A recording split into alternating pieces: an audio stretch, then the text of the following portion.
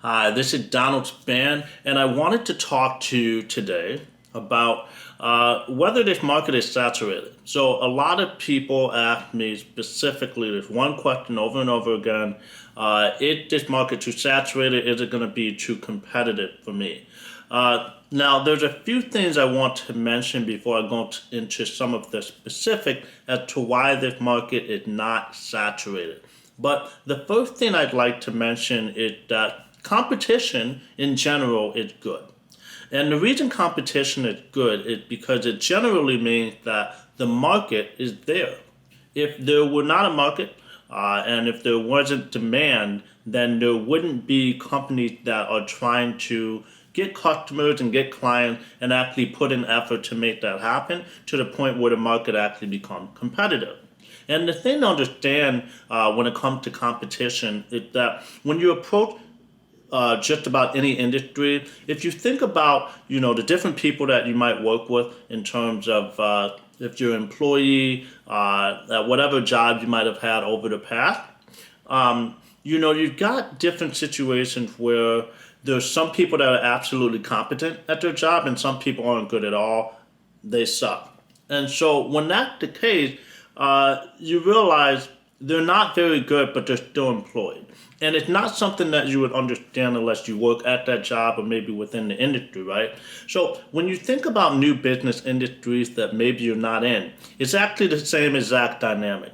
So you have different operators in the call center space, in whatever space you're in, but in the call center space, there's a lot of operators. Some are good, some aren't.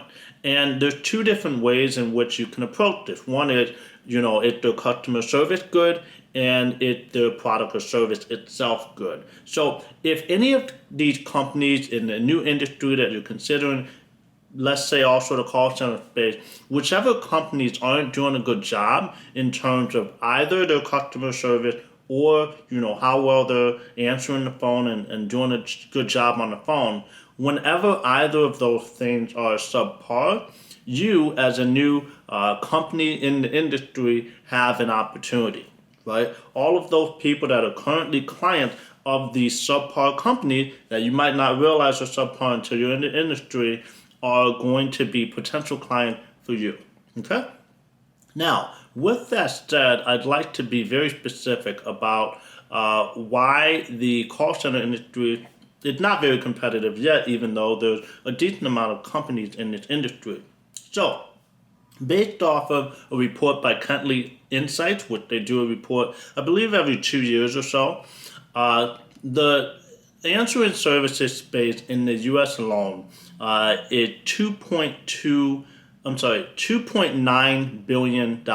They did $2.9 billion in the year 2019. And over the past 3 years going into 2019, the growth rate of this industry was 5% per year. Okay. Now, keep in mind that in 2020, the demand would surge even more because of pre-COVID. But now, knowing that the industry size is $2.9 billion in 2019, so probably approached and surpassed $3 billion in 2020, right?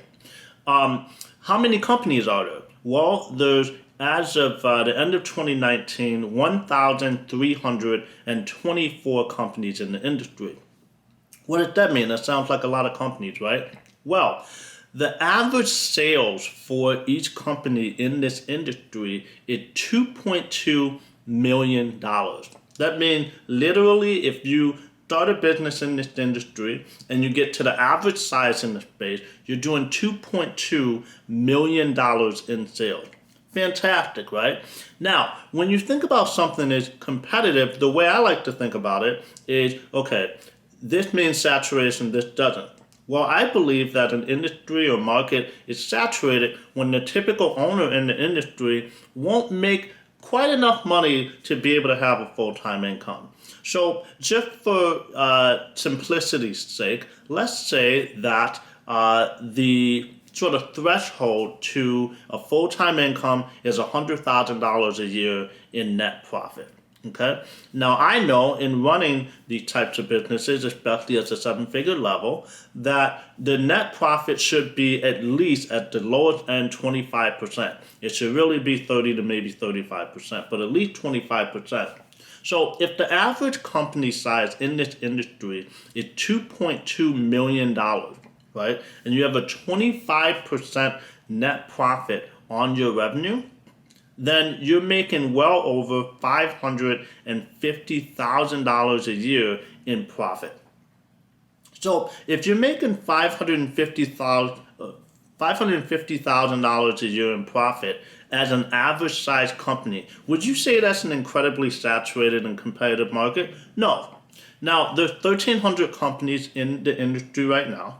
Okay, for the average profit to go down to $100,000 per company, that means it would have to go down from what it currently is, which is well over $500,000. So say it's $500,000. To get it down to $100,000, you need to have 5 times the number of current companies in the industry, assuming that it's not growing at all, which it is, and assuming that none of the companies that exist right now fail, which not all of them are going to continue to survive. And so with 1,300 companies and $500,000 in average profit, you are going to need 6,500 companies in this industry in order to get to the point where the average business owner in the answering services space in the US alone is just a paltry $100,000 a year in profit. So I hope this makes sense to you. This is something that, I didn't have a lot of trouble with when I was starting this. I knew the opportunity was large. But what I can say is that a lot of you, obviously are going to be worried about it because you don't understand the industry yet. But this industry is in its infancy. It is a fetus. It is ready to grow. And the time is now for you to get into this, because eventually there's going to be more people like me talking about this, and there's going to be a lot more companies in this space, and maybe there will be a higher level of saturation. But that's not going to happen for a long time, and so now is the time, and I hope to see you in our industry sometime soon.